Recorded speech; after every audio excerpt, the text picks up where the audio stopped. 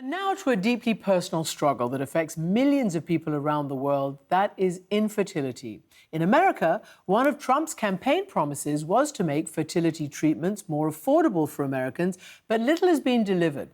One young Democratic representative, Sara Jacobs of California, is now leading the push to expand coverage of procedures like IVF. Michelle Martin asked her why she's focusing her initial efforts on providing this for U.S. service members. Thanks, Christiane. Congresswoman, thank you so much for joining us. Thanks for having me. I do want to focus on your bill provisions that were in the defense bill that just passed. But before we get to that, what's the atmosphere on the Hill? It's just been a very, tumultuous doesn't really capture it, but it's been a really difficult couple of days.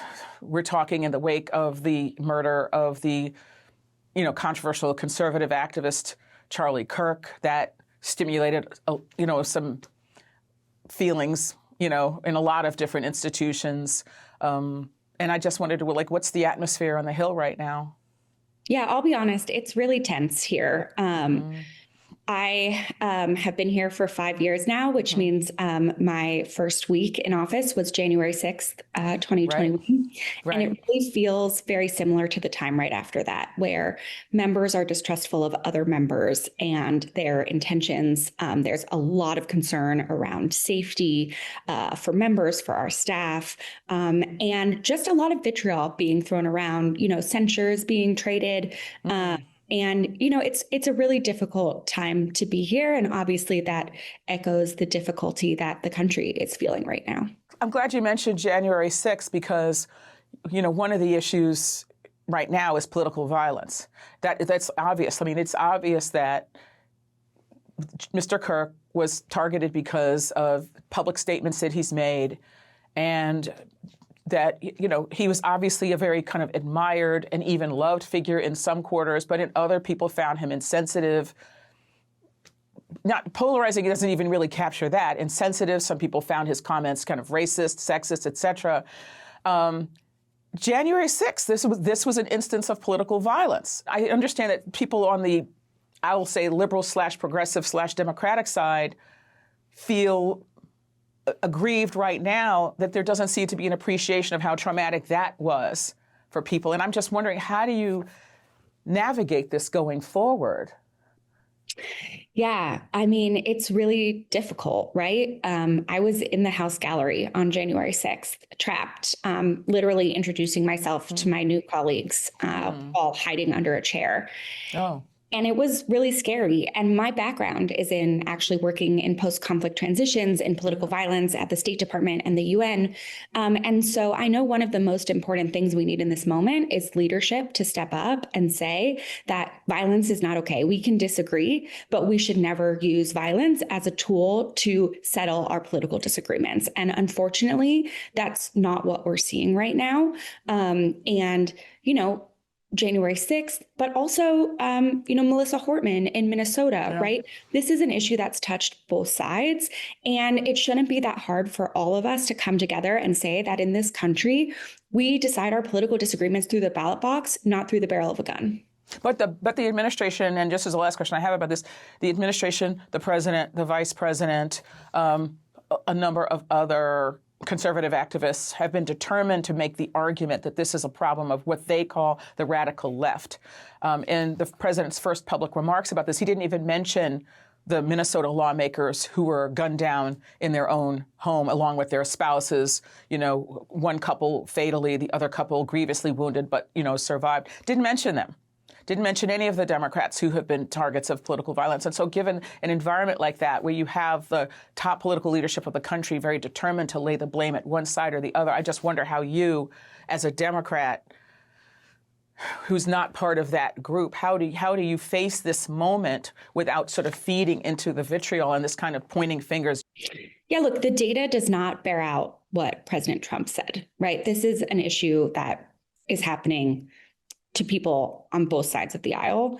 And we are all Americans, and we should all be Americans first. And one of the core principles of our country is that we settle our differences through elections, not through violence. So let's move on to a bill that, some provisions of the bill that you just got got passed, the annual defense bill, the House just passed the annual defense bill, you have provisions to expand fertility coverage for military families, requiring the U.S. military's health care program to cover treatments like IVF and egg freezing. So first of all, why did you consider this necessary, and why was this defense policy bill the right place to advance this legislation? So we know that military families face higher levels of infertility than your average population, and it makes sense, right? We're asking them to be far away from their loved ones and do really dangerous things in their prime reproductive years. Right now, under TRICARE, the military insurance program, they can only get fertility treatments covered if they can prove a service connection to their infertility, which is really hard to do. And so I've heard from so many service members who basically were faced with three choices, like forgo building a family, pay tens of thousands of dollars out of pocket in order to do it, or leave the military to get a job in the private sector that has health insurance that covers this kind of treatment. And those are not three great options. And you know, I am a 36-year-old woman, so these are the things I talk about with my friends all the time. I froze my eggs. I'm in the process actually of doing another round of freezing my eggs right now.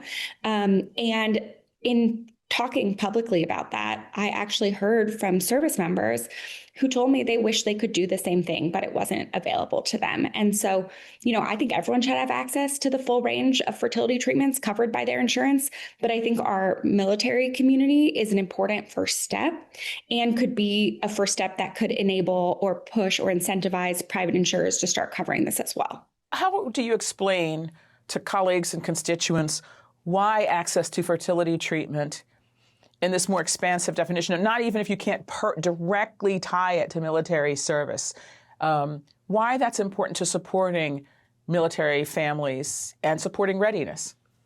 Yeah, so look, we invest a lot of money in our service members' training, right? Like millions and millions of dollars in training these folks. And it's really important for us to then be able to retain the best of them to move up the ranks. And if people are leaving the military because they can't build a family and need to make other choices, that's really bad for our readiness. And I think this will also be an important thing when we're doing recruitment, which numbers have been down, that you know, this is an important incentive that people might be interested in joining the military in order to access. So some people are going to look at this and say, well, that's why women shouldn't be in the military. So just for clarity's sake, this isn't just for women service members, right? This is for spouses of male service members so that they can preserve their fertility or their opportunity to have children while men are on these long deployments or are perhaps exposed to, you know, elements that might compromise their fertility, correct? That's exactly right. This is service members and their spouses. You actually talked publicly about, you just said it, about freezing your eggs. Why did you talk about it? And why did you feel comfortable talking about it? I mean, first of all, I think it's important to destigmatize these things, right? Like, this is what I talk about with my friends all the time. Who's having a baby, who's not having a baby, who's going through IVF, who can't afford childcare. And the idea that this should somehow be shameful, people often think about freezing your eggs as this like sad thing, right? Like, oh, you're sold, you didn't find a partner. But in reality, like, I find it very empowering. Like, I'm able to take agency in the decisions about my life. And, you know, what is a bigger decision than when and how to start a family? And also, like, I work in a body where it's our job to make laws for the whole country. And so many of my colleagues don't understand these technologies, have never heard of them. It's no secret that this is the third oldest Congress in history. And so, you know, for me, another big part of it is that we're not going to make good policy if we're not talking about these issues, because if my colleagues don't even know about them, we're not making policy about them. And this is an area where we need to be making good policy and expanding access. So what was it like when you first surface this publicly with your colleagues? Like, I know you said with your friends, you talk about this all the time, but what about with your colleagues? Did eyebrows raised or like, a little squeamishness? You know, like, I don't know. Definitely all of that. There's also just, I think, a lot of like dis and misinformation about fertility out there. Like, so there's a lot of education that has to be done. Like, many of my colleagues don't really understand how reproduction works, right? Like I had a Republican colleague who wanted to introduce a bill that banned abortion at 6 days, but you actually start counting pregnancy by your last period. So you're literally not even pregnant yet by 6 days. And so like, there's just so much mis and disinformation out there. And yet at the same time, women are feeling so pressured to build a family and have kids by this administration, by others. And, I think it's important that we talk about how that really works and what are the real policies we can do to help people who want to build their families. It's my understanding that the administration is also considering banning abortion access at VA facilities. I don't know, is that also part of this bill, or can they do that by regulation or by executive order? This bill only covers active duty service members, but we are working on other efforts to try and combat what they're doing at the VA. So that isn't set in stone yet? They can do it by executive order, but we're trying to push back. Look, it's a conundrum in a way, because one argument might be, look, if on the one hand, you're saying you want to ban abortion because you think that that's wrong, but you won't encourage people to have families or support them in doing so. I don't know if those are related arguments or if you've even heard those linked in that way. Yeah, absolutely. And, they rolled back the policy that allowed service members to travel in order to get abortions if they were stationed in states that didn't have access to abortion. And so, no, I think it's a huge component of it. Like, it's why I spend so much time thinking about quality of life for our service members. I represent San Diego, the biggest military community in the country. And when you talk to service members, the things they want to talk to you about are like childcare, housing, healthcare, just like everyone else. But we have, these folks are serving our country. We have a responsibility to make sure that they can take care of their families too, not to mention that if they're worried about their families at home, or they're struggling to build their family or to afford it, or can't find childcare, they're not fully focused on the job we need them to do. Well, in fact, there's a Blue Star Family Survey found that about 1 in 4 service members or their spouses report infertility. Can you just explain, what is it about military service that might make that uniquely true? That's right. Look, the military population is more likely to be of reproductive age, so that increases just the number in general. But then if you think about military service, it's during your prime reproductive years, right? The majority of people in the military are under 40 years old. And we're asking them, one, to be away from their loved ones during those years on long deployments. But also the things we're asking them to do are really dangerous, right? They're interacting with a lot of chemicals, with explosives, with other kinds of things. And also, in recent years, obviously also been sending them into literal war zones and conflicts. And so I think it makes a lot of sense that they then are having more of these struggles with fertility than the average population because of the things we're asking of them. But, even President Trump, during his campaign for this term, called for making IVF, in vitro fertilization, more affordable. Do you see any evidence that there's a move in that direction? We've not seen any evidence of that, although I'm still hopeful because I do think it's something that is really, really important. And while our bill that impacts military service members does not cover everyone, it still covers millions of people. And we have often seen that when TRICARE starts to cover something, private insurers tend to start to follow. And so we're hoping this could be one of those signals. One of the things that distinguishes your tenure is sort of trying to find kind of nuanced approaches to difficult issues around fertility coverage, but also on another polarizing issue, Israel and Gaza. You've supported Israel's right to defend itself, but you've also tried to speak up for humanitarian access, calling out atrocities.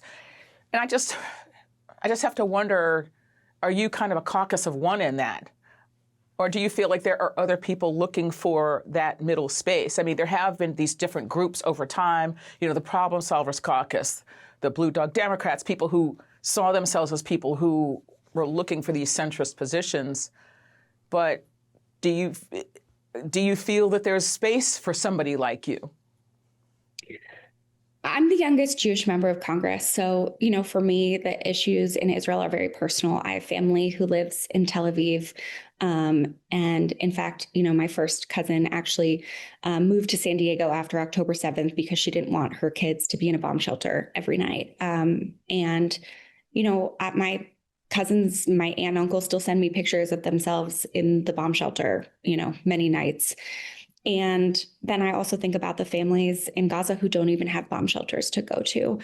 And I've been all over Israel many times. I've been to Gaza, I've been to the West Bank. For me, I think it's maybe because of that easier to see the humanity on both sides. But I actually think that my position is what the majority of Americans feel, that October 7th was really bad, that Israel has a right to defend itself, but also what we're seeing in Gaza right now is horrific and terrible and should be stopped. And that's particularly true of young Jews. And so, I think it's often hard here in Congress to find a nuanced position, right? Everyone wants you to pick a side. But I actually think that most of my colleagues and most of the American people are actually where I am. And I just have the personal story to be able to talk about it a little bit more loudly. And as we are speaking now, another possible government shutdown because of an inability to pass a budget on time, an inability to return to what's called regular order, which means just doing what we all learned about in 5th grade, which is, committees meet, they talk about the budget, both sides pass it, president signs it, they work out their differences in committee. That's not happening for the most part. So look, I don't know if we're going to end up in a government shutdown. I myself don't think I can vote for a continuing resolution that doesn't include protecting people's health care that we know is being gutted with their cuts to Medicaid, not to mention the things they put into this actual continuing resolution. And so, those conversations are ongoing. But I think it's unfortunate that basically in my whole time in Congress, we've had to get to this point where it's a crisis before we can get a negotiation. And I think that it's, I think what the American people want is to know that we can get things done. And that's what I'm trying to show here. Are you still glad you came to Congress? You've served in public service before in other areas, but are you still glad you're sitting in that chair?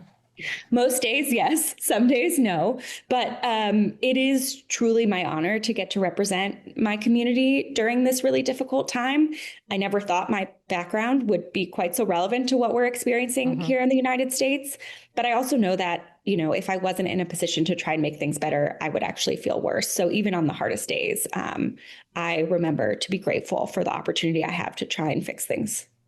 Congresswoman Sara Jacobs, thank you so much for speaking with us. Thanks for having me.